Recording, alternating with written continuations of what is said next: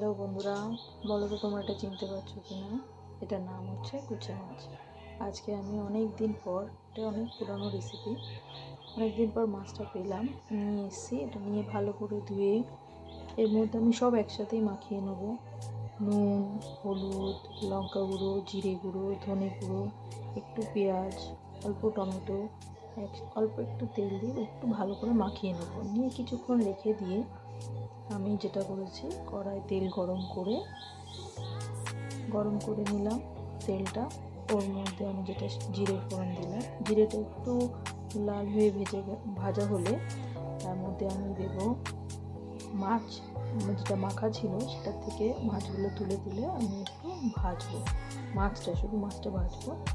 মাছগুলোকে ভেজে নিয়ে হালকা করে তারপরে যে মশলাটা মাখানো ছিল ওর উপর দিয়ে দেবো। দিয়ে এবার কী করবো, যে বাটিতে জলটা ছিল সেই জলটা অল্প, বাটির একটু অল্প জল দিয়ে মশলা জায়গায় মাখানো ছিল বাটির মধ্যে, সেই বাটির জলটা একটু মধ্যে দিয়ে মাখা করে এটাকে নামিয়ে নেব।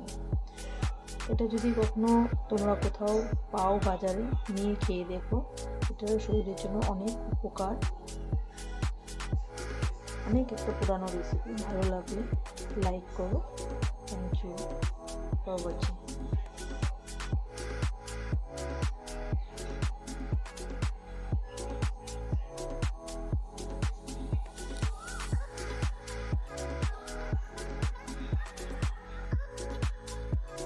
বন্ধুরা, কে কিন্তু জানিও কেমন লাগলো।